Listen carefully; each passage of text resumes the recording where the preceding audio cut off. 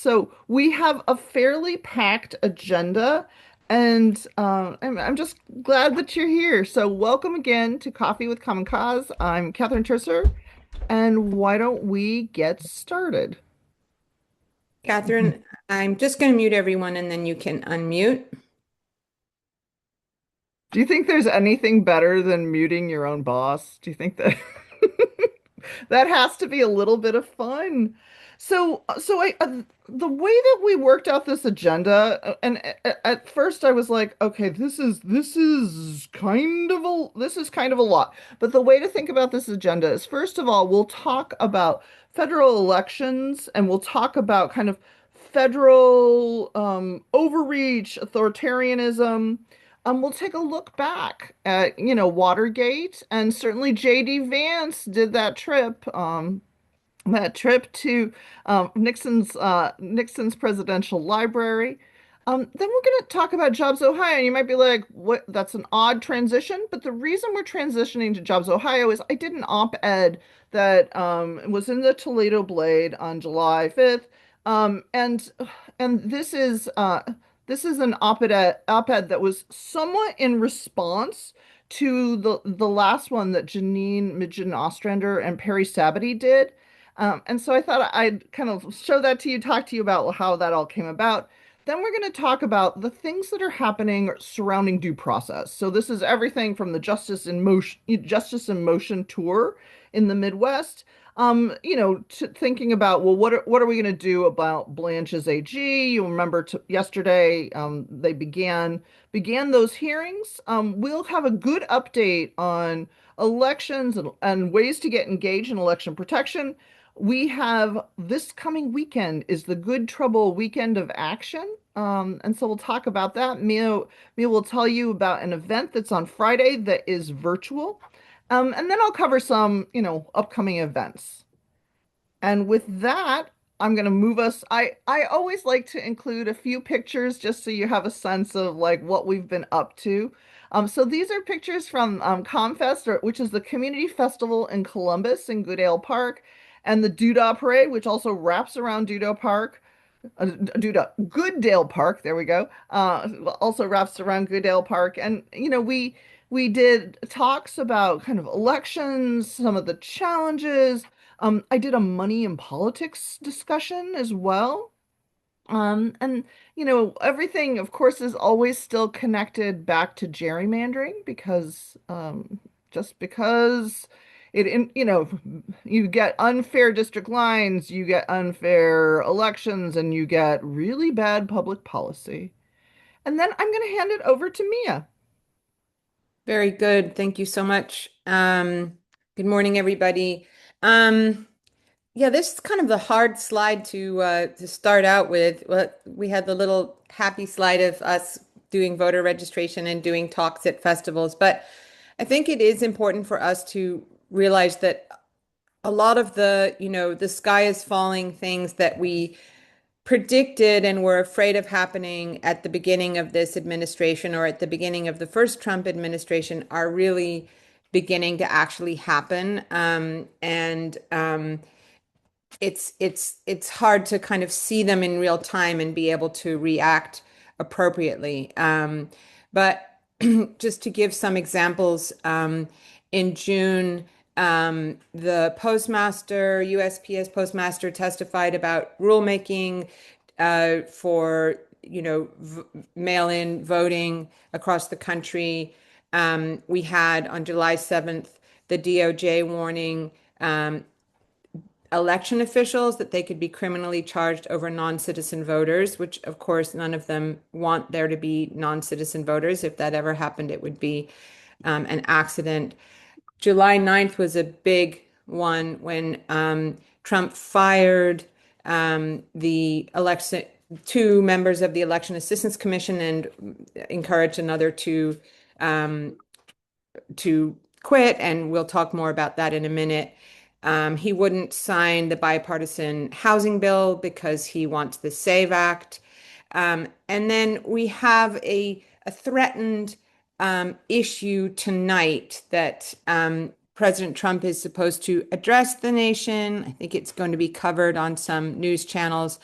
with the rumors are that he'll be saying that there was election fraud when John Ossoff and Raphael Warnock, the senators in Georgia, were elected.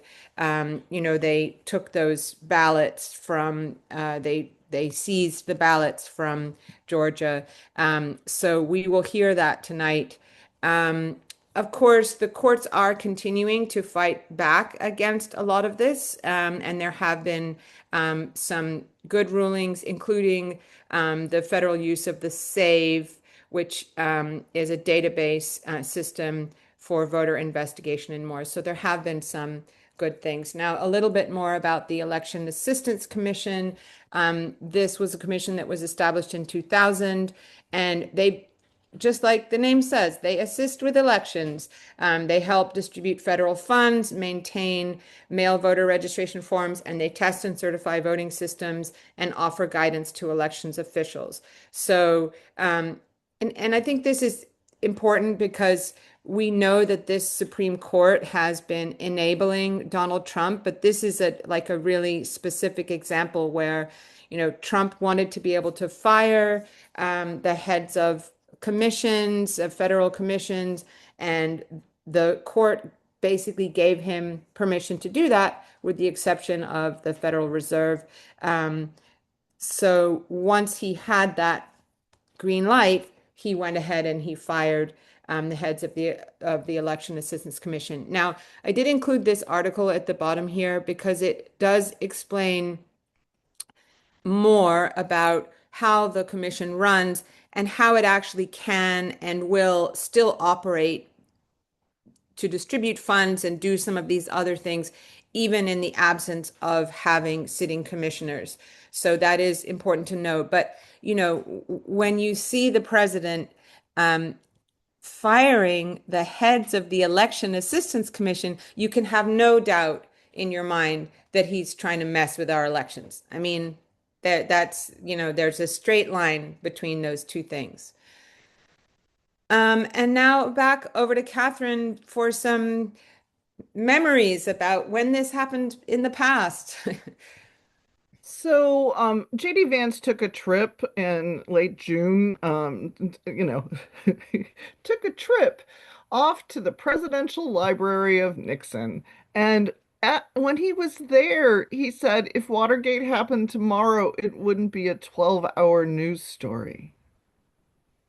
And as one of the folks that was around and alive during Watergate, this seemed I mean, just extremely troubling, extremely tone deaf, and in some ways scary. And it also his whole thing of like it was the deep state that got Nixon. I was like, no. It was conscientious reporting. It was good information. It had to do with all of these folks who wrote letters and made phone calls and really pushed back. I included this picture of folks protesting that there was a real sense that there was something wrong. And I think one of the things that is different in this era is how much effort it takes to get attention when the current administration behaves truly badly and in some cases criminally. And so when we think about Watergate, it's an opportunity to think about, okay, so we had this real problem in government, and people came together and we passed the Freedom of Information Act and we passed campaign finance laws. And leaders stepped up and pushed back against really problematic behavior.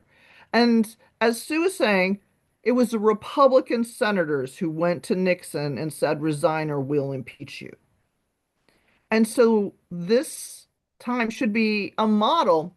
Now, you'll know that one of the things you might be like, well, why did you include Archibald Cox? Because, of course, um, but I would highlight this. Archibald Cox was the chair of Common Cause for a long time.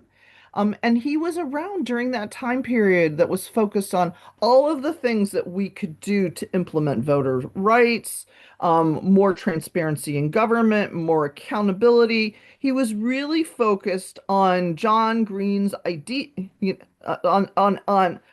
on his mission to like create a citizen lobby. And so I just wanted to highlight that. I also thought, we really, as we think about Watergate, I did think it might be nice to have a kind of a few minutes if people have reflections of that time period.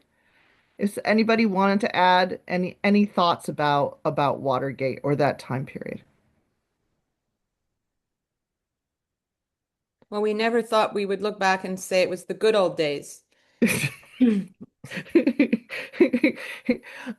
So one of the things that happened to me, I was a kid and my family went to Washington, D.C. We were visiting relatives and we were off to Washington, D.C. and we were gonna go to the White House.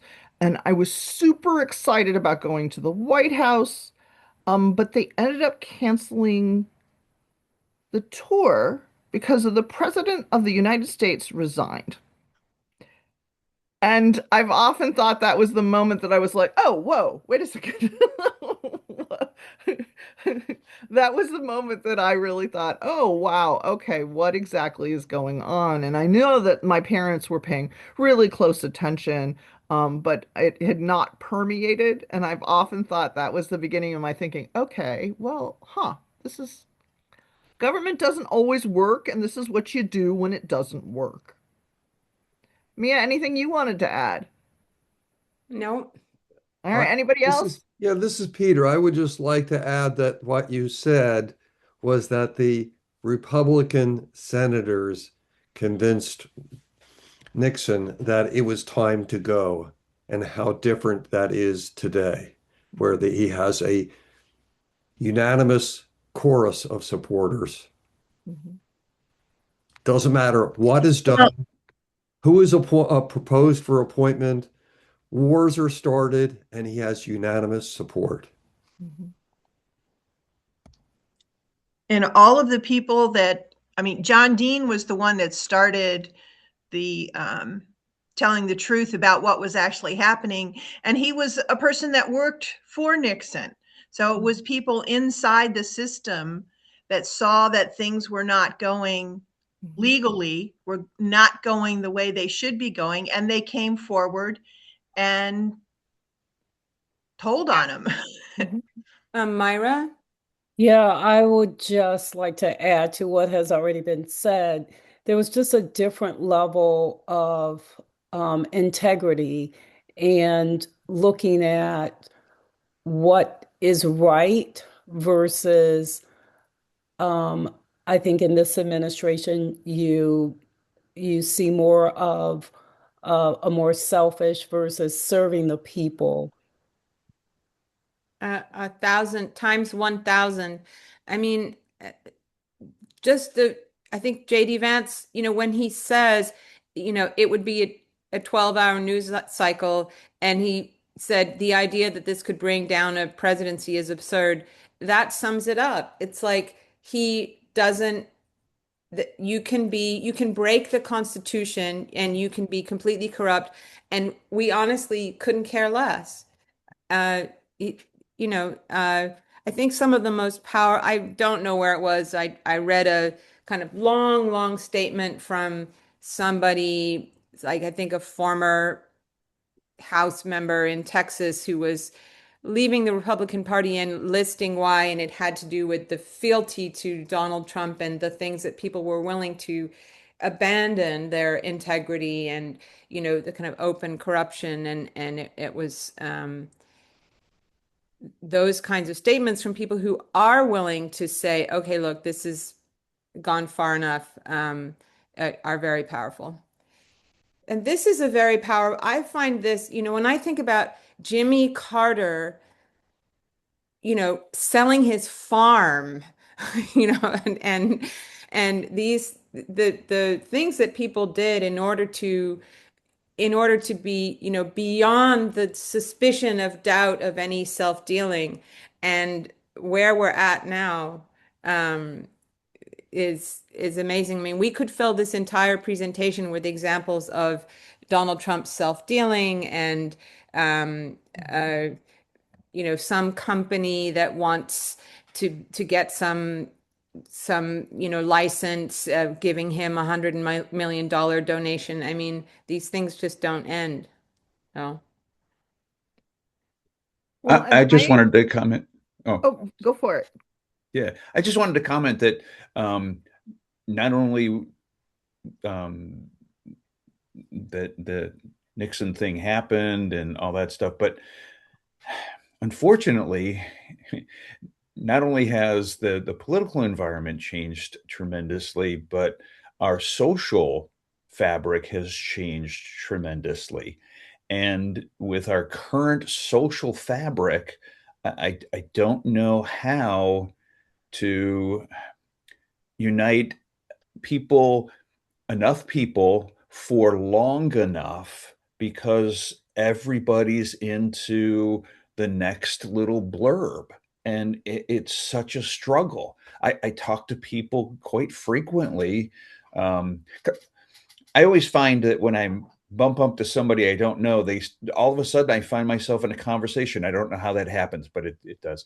Anyway, um, and so I find that a struggle to like how can we deal with the current environment? It seems so difficult. And then add to that the cultism of the majority party right now, MAGA.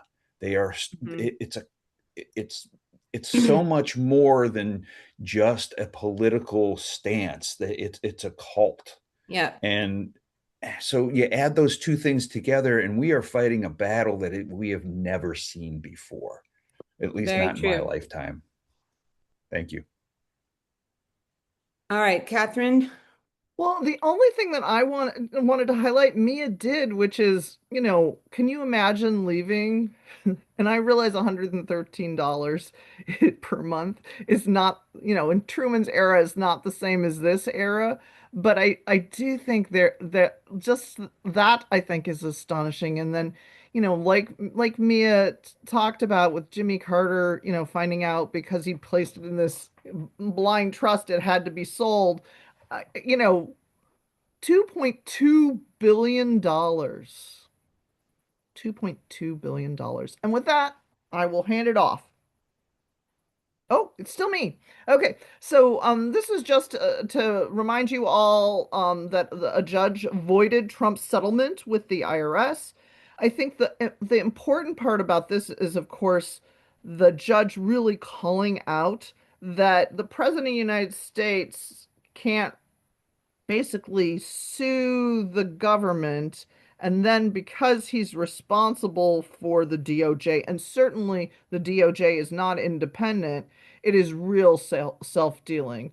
And I thought this was an incredibly important statement because even though, Todd Blanche, who's the acting attorney general, has said, oh, well, we're not actually going ahead, with the fund to bail out the January 6 folks or people who feel they've been attacked by the government.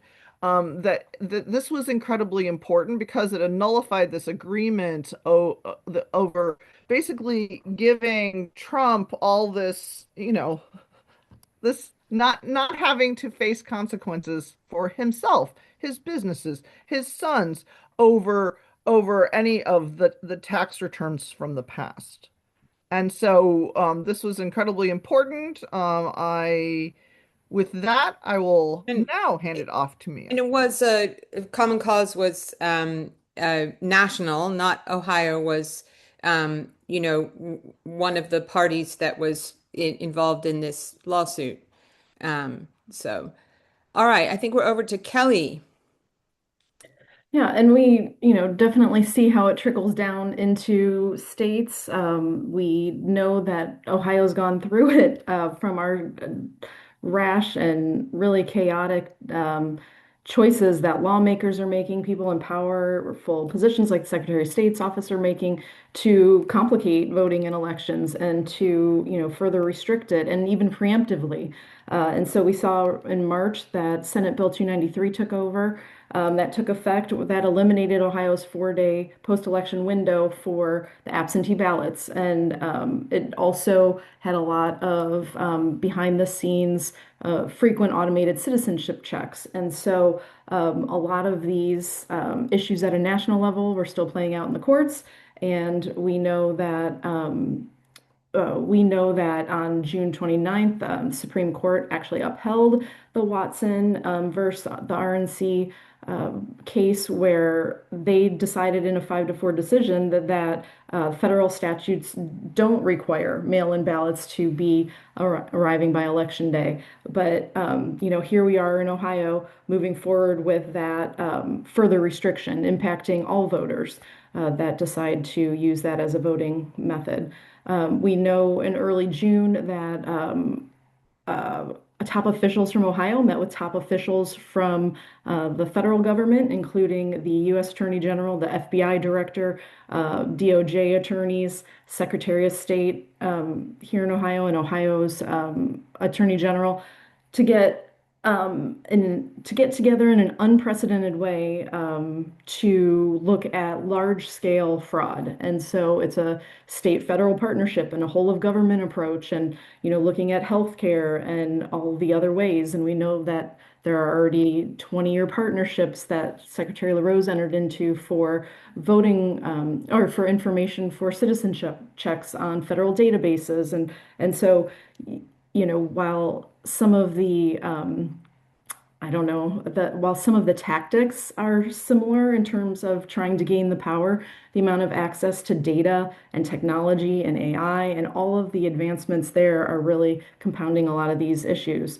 We know that House Bill 472 was rushed by a pure, by a GOP candidate commentary one day that said, "Hey, we need to do certain things in elections," and then what was a really strong, healthy bill to provide unhoused folks credentials turned into another assault on threats to the voters and mailed-in ballots through photo ID, a really clunky photo ID verification. So we have good news on that, but thanks to Governor DeWine. But recently, I guess it was just last week, there have been a lot of court cases at the federal level, district court judges that have been working through Trump's March executive order, how that's impacting some states. I think 23 states had sued over a lot of the provisions of that, and the federal courts keep coming out on the side of voters. But our state seems to continue to move forward and support access to the citizenship verification data and all of the aggregating of data at the federal level that the Trump administration is doing. So we shared in the links document Doug Oplinger, who is a veteran journalist who took the time to try and break down over the course of the last 20 years, 30 years, the impacts of some of these decisions on voting in Ohio. And so nice opportunity to read some of that for context. But next slide. I think I'm the next slide also. We do want to say thank you to everyone who made calls and emails and then made more calls and helped push back against House Bill 472. The governor did veto that, which was amazing. Obviously it was sad because it did start out as a good bill. It was a bipartisan bill, 90, it says on there 91-1 that passed out of the House to just help credential folks. But then, it was taken and contorted and turned around, and it required very strange requirements for photo ID for the mail-in process. And after so much pressure, Governor DeWine came out and did veto that. We were glad to see ARP and groups like the Ohio Association of Election Officials and other folks come out with us and everybody to really denounce that effort. So That was great news. Next slide. Yay, we won something. We won something. Well, I did want to highlight this op-ed. We have been calling for greater transparency with Jobs Ohio for years and years. But this does seem like a ripe opportunity. So many of you will remember with John Kasich, he wanted to move at the speed of business, and established what we think of as a quasi-governmental nonprofit that does the development for the state of Ohio, but we don't actually get really good information from them because it's not the Department of Development where you can easily do public records request and get access to information. They operate really secretly, and they're more than 200 employees. They have a budget of $300 million a year. It we need to have much more information. And because of the kind of recent scandal with the president of OSU, and because the former Attorney General, Yost really highlighted the need to actually get transparency with Jobs Ohio, and we have, the John Kulowitz. I actually had to listen to YouTube to make sure I said it right. Who is running as the Democrat for Attorney General, has also been calling for greater transparency because there's this fund that is likely set up for mini nukes. And it looks like that would go to AEP. So there are all of these things that are kind of coming out about Jobs Ohio. And I think, it's incredibly important that we have greater transparency. I also think we need an additional reform, which has to do with the head of Jobs Ohio is a lobbyist. He is a prominent lobbyist. And he lobbies for AEP, which looks like it's going to get this really big grant. In other words, lots and lots of money from the state of Ohio. And so just once again, this is like this self-dealing. And so it's not enough just to open the books. They need to establish new, ethics rules for this quasi-governmental entity. And so that's what that's about. I encourage you to check it out. I did include in the doc, the resource links doc that we create, and the follow-up that you'll get. I did do, because it's not everybody gets the Toledo Blade. I did include on the third link, you can actually go and you can just get a PDF and read it that way. Awesome. Thank you, Catherine. And more and more people are kind of it's nice to see both the candidates from both parties for Attorney General kind of pushing back against the secrecy around Jobs Ohio. This was an amazing event that both Catherine and I went to, and some of you also may have joined. So there's a group of retired justices and attorneys general who have been on a bus tour, the Justice in Motion bus tour, and we are including links both to the Justice in Motion website and also the Democracy Rising collaborative, which kind of sponsored them. And they were basically doing a tour to support the rule of law. And this was inspired by judges in Poland, who in 2020, I believe, really felt that the independence of the judiciary was under threat in their country, and they decided to come out of the courtroom and take a van around the country and kind of speak up in favor of the rule of law and in defense of the rule of law. And so here we have, former Chief Justice Maureen O'Connor, Justice Donnelly, Yvette McGee-Brown. There were a number of judges and former attorney generals. Rich Cordray was there, many others. And they've been touring in Pennsylvania, Ohio, and Michigan. And I think they will try to continue to build the power of their lobby, as it were, to speak up for the rule of law. And there were some very good articles about it. Catherine has dropped one there from the Dispatch, but they had also something in USA Today, I believe. And it was it's nice to see judges kind coming out and speaking up about things that are happening outside the courtroom that are affecting what happens inside the courtroom. And it was some commitment because it was a blistering hot day, and there they were in their robes over their formal attire. So, woo, hats off to them for that. Um, and then here in Ohio, we have been trying to push back and ask Senator Husted to vote no for Todd Blanche for Attorney General. Some folks went out in the rain and put this up, which was pretty cool. So I don't know. The likelihood of Husted or Moreno voting against Blanche is not hugely high, but it's not impossible that Husted would, because he did vote against the $1.8 billion slush fund. So he did actually take a stand on that issue. I think it's worth trying to let him know how we feel. I mean, I know I called him, I sent my email. I really hope others do. There's a very quick link where you just go like that and you're sending him an email, and then we have these phone numbers. If you do the email, at you get to a thank you page afterwards, and it has all his phone numbers there, and you can just call and leave a message saying that, Todd Blanche is not appropriate to be the top law enforcement official in this country. He can never be the people's lawyer because he's Donald Trump's lawyer. He said so himself in the hearing yesterday. He said, "I'm not Donald Trump's friend, I'm his lawyer."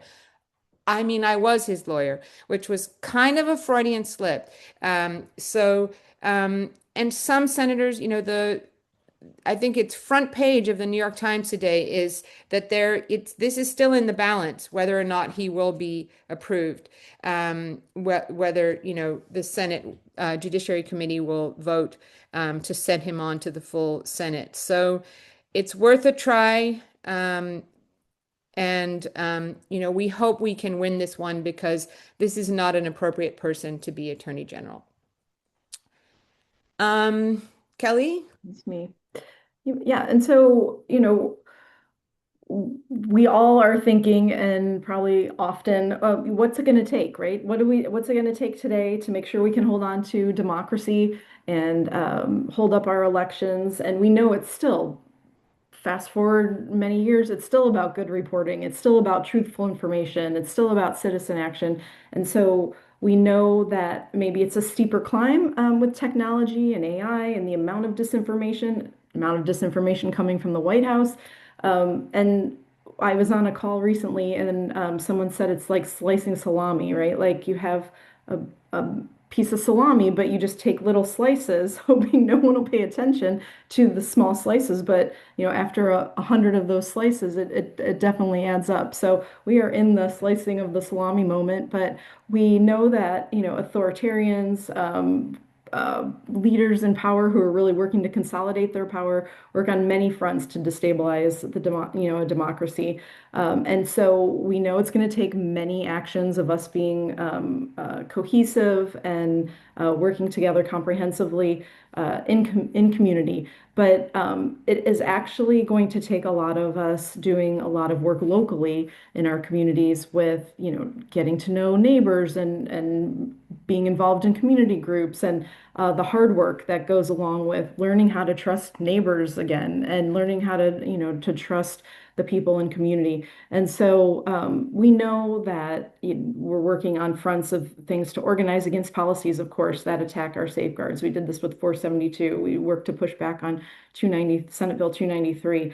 We continue to move that work forward. We know that it's a critical moment for registering and activating voters. And so me will get into it later, but the webinar tomorrow will focus on all the recent changes to that voter registration form and how there are new requirements that folks need to be aware of so that we can make sure people we care about are registered. You continue to check your registration, and then you help others make sure that they understand what's at stake for the voter registration process and maintaining status on the rolls.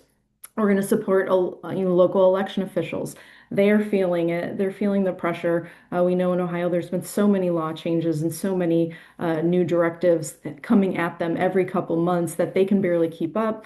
We know there has been no new funding for a lot of the new regulations like House Bill or Senate Bill 293 that took place. And so they are constantly working to maintain the elections at the county level. So we need to uplift their work. We know we have to respond to threats in real time. This environment is so chaotic that if you don't act quickly, you cannot even maintain momentum to help push back against a situation. So our groups are working in coalition to learn how to, to strengthen that voice and be part of a collective message.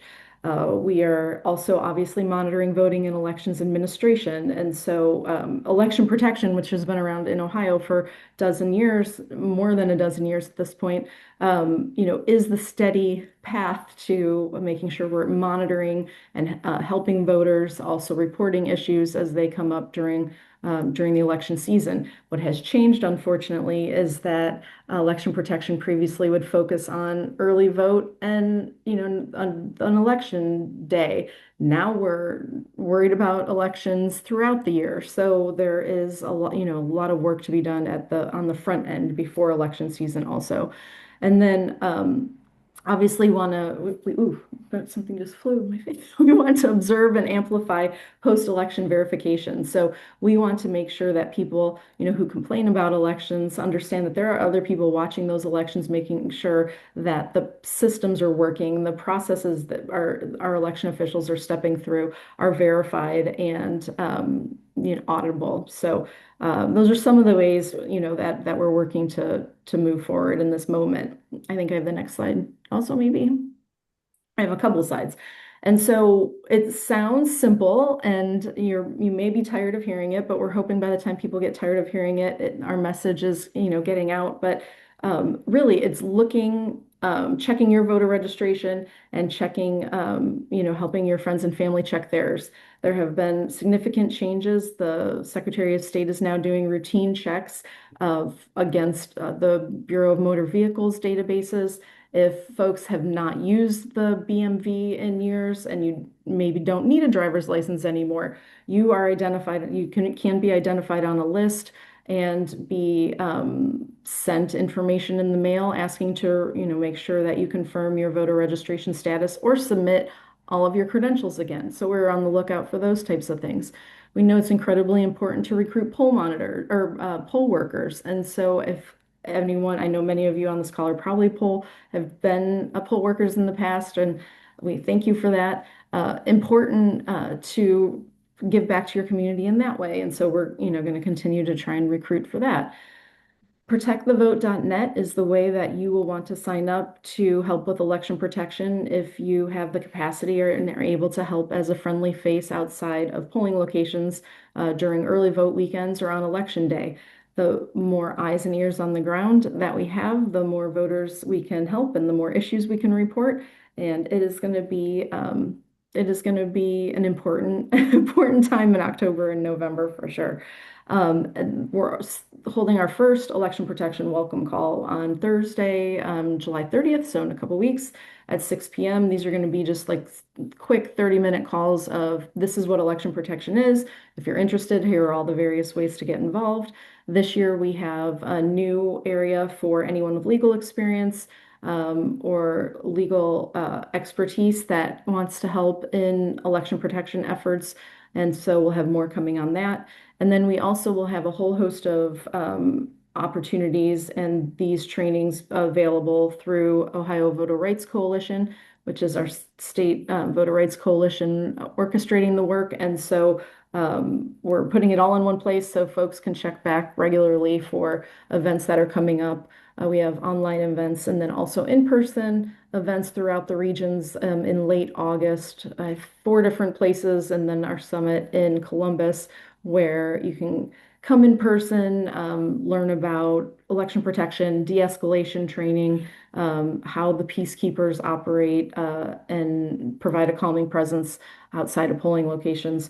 So all of that information is on the Mobilize link at the OVRC Ohio Voter Rights webpage. Do I have more? Oh, I just hit this. So these are examples of the training events that have been some scheduled so far with these will be particularly focused on the de-escalation training that clergy, social workers, anyone with a patient personality who is interested in attending, but to provide a calming presence, to learn how to diffuse situations and support elections in this way. We will be in Cincinnati and Dayton, Toledo, Cleveland, early September. There will be an online session in August for folks that can't make those, and then another one at the beginning of October so that everyone can take part in that or learn more if you're interested in learning more. Next slide. And then if there's one number everyone can remember, it's 866-R-VOTE. That would be great. That is going to be another lifeline for our elections this year. We know that election protection, 866-R-VOTE, is national. It is a national coalition where anyone at any time can call. Someone can call today with a question on voting. You can go to the 866rvote.org website and you can text them a message, you can chat them a message on the website, but there's a lot of information. If you click on Ohio, you'll learn all sorts of information about the upcoming elections, questions, very frequently asked questions, and I find it a little bit more responsive and easier to use than the new Secretary of State's website, which is super challenging for me, so I'm still getting used to that one. So this is a resource as well to share with family and friends. Next slide. We have an opportunity this year for organizations that are looking to support election protection efforts but may need additional funds to do so. Ohio Voter Rights Coalition has a form to fill out if a group is interested. This would be doing 501c3 voter education work, so the nonpartisan voter education work for recruiting and helping to maintain poll monitors, promoting that 866-R-VOTE number, tabling at events. And so if you know of an organization who would be interested in helping with recruiting poll monitors or being involved with election protection and might be interested in this funding, we're hoping to have folks apply before July 31st. Kelly, Oh, could, yes. could I make a comment? So, Please. about the things we can do to be the actions we can take. So I work as an election official on election day. So I may wind up in jail on the day after. I don't know from what I hear. That's But hopefully in the not. meantime, I'm doing everything I can on voter registration. I would just say it's the one thing that we can do that can make us feel good about these awful times is just be signing people up. And as a result of going to the Common Causes sponsoring the visit to the Franklin County Board of Elections, I learned about designated locations where people can register.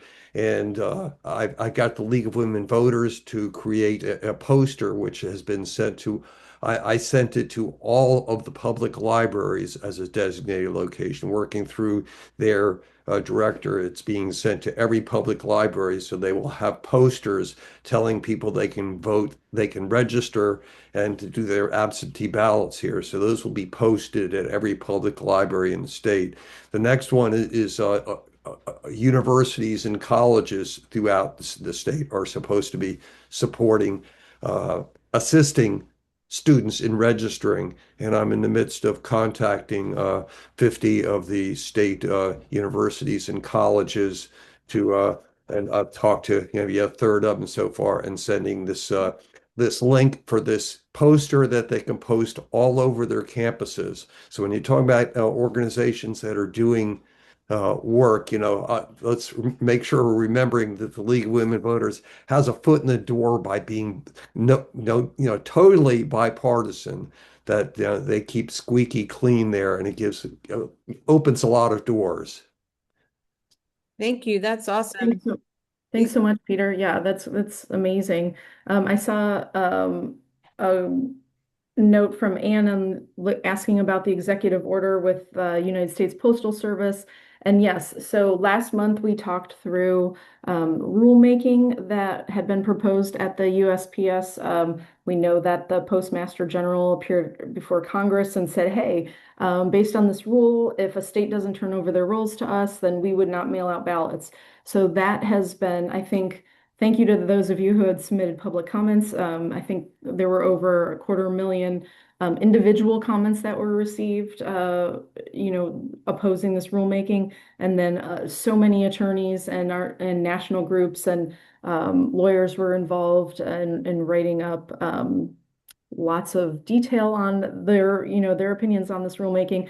But I think in the past 2 or 3 weeks, there have been considerable decisions at district level, at the federal district level, pushing back against this, against many of the parts of that executive order. So up to this point, courts have found that executive order to be unconstitutional and have been, coming out on the side of voters. But again, it's just one more slice of that salami. And so it takes a lot of time in a lot of different ways across the country for these court rulings to happen. And so we wait to see on the appeals and then, the adjustments made to that rulemaking. So, Sorry.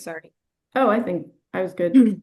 Yeah. Oh, and Kelly, I'm sorry, I should have mentioned Vote 411 is the connection at the League of Women Voters to their election information, which is, again, totally nonpartisan. And that's a good thing to steer people to. Anybody can Google Vote 411 and access that site. Yes, thank you. And Katie, I think different organizations have different materials, but like there are local organizations that kind of publish things about what the different offices are and that kind of thing. But that is a good idea. But I do feel like we can't take anything for granted about voting. The very most basic information, what day it is, that there are elections every year, that there are primaries, all of these things are incredibly important for us to kind of reiterate and go through with people. And Barbara had a question about students in Ohio. Out-of-state students in Ohio can register and vote here. They have to be resident for 30 days. That's the same as anybody who moves to Ohio. They have to be resident for 30 days. They do have to have, if they want to vote in person, they have to have a picture ID. So that usually means a US passport. Because if they have a driver's license from another state and then they get one in Ohio or they get a state ID in Ohio, it's going to cancel their one in their other state. So they either have to vote with a US passport or they have to vote by mail, which, thanks to Governor DeWine vetoing 472, doesn't yet require a photo ID. They can register with the last four of their social and vote that way. So that's important to know. Other questions? Kelly's got that one about the absentee ballot mailing. Other questions? I was going to let folks know about this weekend that's coming up. There are many events happening across the state and across the country. Good Trouble Weekend is in remembrance of Congressman John Lewis. And this weekend is devoted to Friday is Teach, Saturday is Reach, and Sunday is Preach. And we're doing an event on Friday. I think Kelly mentioned it already. And that's tomorrow. And it's really about like the nuts and bolts of how citizens get involved with protecting our elections. So literally, how do you do it? How do you go to the website and check your registration? How do you check other people's registrations? How do you register people to vote? A thorough training on how you register people to vote. Information about how you share good voting information. information about election protection program, how you sign up, the different things that you can do, how to sign up to be a poll worker, how to sign up to be a peacekeeper, all of these things. It's a lunch hour training. It's 12 to 1 tomorrow. And you can sign up. And if you sign up, you will get a recording and the slides. And so even if you can't attend tomorrow, if you think yourself or friends might be interested, go ahead and register, and we'll send you the information afterwards. And then, Catherine, do you want to tell us what's coming next? Well, sure. So I think tomorrow's noontime event is one that I highly encourage all of us to go to. I think it is a good opportunity to be with others who are thinking about, well, what are the things that we can do that are practical ways to meet the moment? So I hope to see you all there tomorrow at noon. And hopefully we can all get into some good trouble. I also wanted to highlight that there are a couple different webinars that are coming up that have to do with the courts. So there's one that's next Wednesday, the 22nd. This is one you might be like, okay, judicial philosophy and the environment. It might not seem like it's quite what you're thinking about when it comes to democracy, but the ways that judges approach home rule, for example, impacts all sorts of environmental decisions, the air we breathe, the water we drink. I think it's also important to think about, well, we're going to be voting for judges this fall, up and down, everything from the Ohio Supreme Court to environmental judges, and ones in communities where they're not a specific, environmental court. So that kind of conversation should be really interesting. Randy Lepla is joining us, and I'm always pleased when she's around. She is at this point at Case Western, in the law school there, and I think it should be really interesting. Then we have an election protection welcome call. So this is, just to get to know folks that are doing election protection this year. And then, of course, it's so good to get together with all the different organizations, much like Peter was talking about, hey, this is what the league is doing. It's cool to see, like, well, what are the other folks on the ground in different communities, everything from Toledo to Youngstown to Cleveland and Cincinnati, like just to, local areas like Athens, just to see like what is it that folks are doing to ensure secure elections, that the voters have the support that they need. And I think this is also an opportunity to think about, like, what is it you think? This is also like that opportunity to just get updates, but also to be like, hey, this is missing. Because the more we're together and thinking about that, the better that is. Then I also wanted to highlight, so the next one that's about the environment in the courts is about the intersection of state agencies like the Public Utilities Commission and the Siting Board and the courts, our utility bills. This also, we're going to do a big focus on data centers for both of these. So just if you're following data center things and are worried about that, this is another opportunity, to hear from some legal experts who are following things really closely in the state of Ohio. And then uh, I, of course, want you all to come to the next Coffee with Common Cause, which is August 20th. And then finally, we have the Election Protection Summit on September 19th. So there are just a lot of good activities. This is just a small list of all of the different events that are going on. If you have an event, please share it in the chat. And now we're at the point where we have time to chat for a few minutes, which I'm always grateful for. Are there And things that you wanted to talk about more? Yes, Barbara, Barbara. you're still on mute there. Yeah. And just to let folks know, we will send a recording and slides out later today.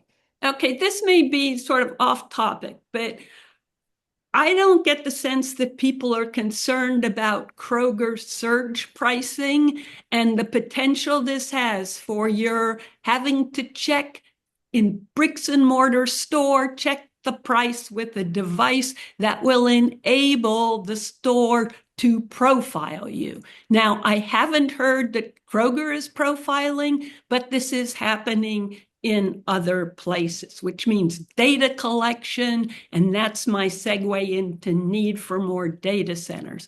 We need to be cutting down on data collection. And that's all I wanted to say. I want people to be aware of this. I don't know what to do, and you're doing much more important stuff here, so don't Well, worry about answering me. I will just segue from that to flock cameras and just the general sense that there's a lot of technology out there that's tracking a lot of stuff that is actually possibly beneficial to corporations, but it's not beneficial to us. And there's a lot of pushback going on right now about flock cameras, and particularly in relation to them being used for, by ICE for searches relating to immigrants, et cetera. And so I do think you're right. We need to be conscious of all this data that's being collected all the time. And the craze for data centers. I don't know if folks noticed that New York State just put a hold on the construction of any new data centers. So wouldn't that be nice if we all just took a pause and thought about that a little bit more? Someone asked earlier about the petition relating to data centers, and they didn't get enough signatures this time around, so they're going to continue to collect. And that was the same for a number of the other petitions. So the only ballot initiative that's going to be on the only constitutional amendment that will be on the ballot this November is the one that was put forward by the legislature for requiring photo ID in order to vote in person. So none of the citizen initiative initiated ballots, constitutional amendments will be on the ballot this year. Sorry, that was like a series of random things connected. But yeah, I really take your point, Barbara. There's a lot of things that we need to worry about, and they don't, sometimes they don't seem connected, but they all are kind of connected. These things that are not benefiting us and they're not benefiting democracy, but they're putting money in someone's pocket, and meanwhile they're destroying the environment and et cetera. Any other comments, questions? Catherine. So, something just recently came out about a PAC that's associated with Vivek Ramaswamy. And so, 14 million from folks that are connected either to cryptocurrency or are connected to data centers. And the PAC is called Victors, not Victims. And I just think, one of the things that as we think about voter education and the importance, like voter registration is paperwork that gets in the way of participation, right? I mean, that is a real challenge. We've got to take care of it. But the other thing is we need more voter education and on encouraging people to look at who's paying for the ads. And so the ads on Facebook, the ads that, are on television, because we need folks to see, oh, this is the PAC that's paying for it. Oh, who's behind the PAC? Because I think that it's so hard right now to connect the dots. And there's this like both an onslaught of information and also hard to then what do we do once we get a little bit? But I do want to encourage people to be thinking about, okay, well, when I look at that ad, who's actually paying for it and where, and getting some good information about it.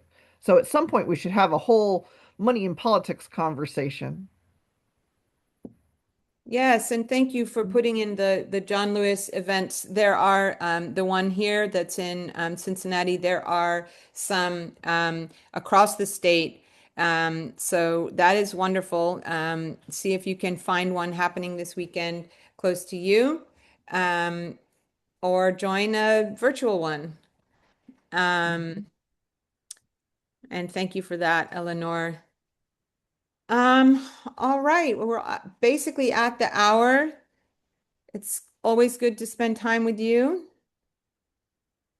And then Anything if else, there Kelly? are, if there are events or things that you feel like that we should know, we're going to send you a follow-up, but please send us things that you're interested in talking about, that you want to learn a little bit more. I'm going to throw my email into the chat so that you have that for sure. Um, and I just wanted to thank everybody, for coming today, starting your day with us. I very much appreciate it. Thank you, guys. Thank you, Bye. everybody. Be well.